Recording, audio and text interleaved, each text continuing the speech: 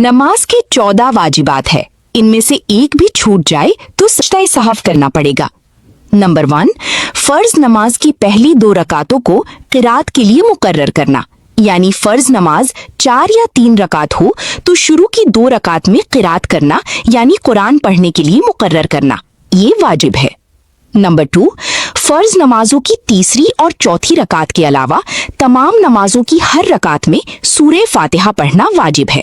इसका मतलब ये है फर्ज नमाजों के अलावा हम सुन्नत पढ़ रहे हैं, नफल पढ़ रहे हैं तो हर रकात में सूरह फातिहा पढ़ना वाजिब है। अगर हम पढ़ना भूल गए तो आखिरी रकात में सजदा सहव करना पड़ेगा। नंबर 3, फर्ज नमाजों की पहली 2 रकातों में और वाजिब सुन्नत और नफिल नमाजों की हर रकात में सूरह फातिहा के बाद कोई सूरत मिलाना, ये भी वाजिब है।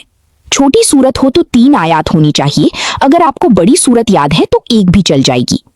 नंबर 4, सूरह फातिहा को सूरत से पहले पढ़ना, ये भी वाजिब है। अगर गलती से किसी ने सूरह फातिहा से पहले सूरत पढ़ ली तो उसे सजदा सहव करना पड़ेगा। नंबर 5, क़िरात और रुकू में और सजदों और रकातों में तरतीब कायम करना। तरतीब का मतलब स्टेप बाय स्टेप, जैसे हम पहले सूरह फातिहा पढ़ते हैं, बाद में सूरत मिलाते हैं, फिर हम रुकू में जाते हैं, फिर हम सजदा करते हैं, बाद में दूसरा सजदा करते हैं, इसे तरतीब कहते हैं। अगर कोई गलती से रुकू ना करके सीधा सजदे में चली जाए तो फिर सजदा सहव करना पड़ेगा। नंबर 6, कोमा करना। कोमा कहती है जब हम रुकू से उठकर सीधा खड़ी हो जाते हैं।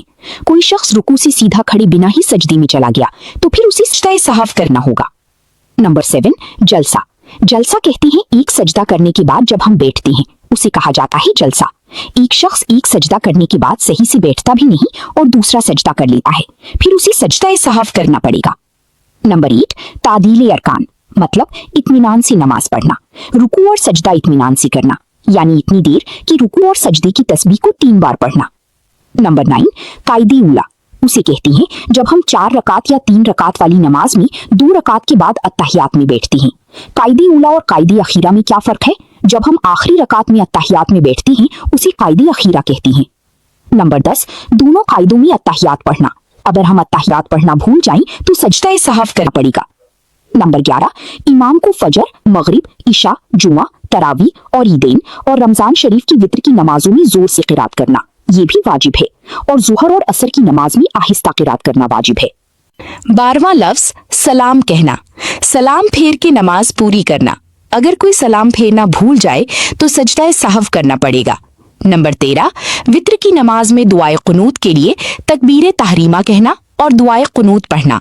नमाज वित्र में जब हम तीसरी रकात के लिए अल्लाहु अकबर कहकर हाथ बांधते हैं दुआए कुनूत पढ़ने के लिए, उसमें अल्लाहु अकबर कहना वाजिब है।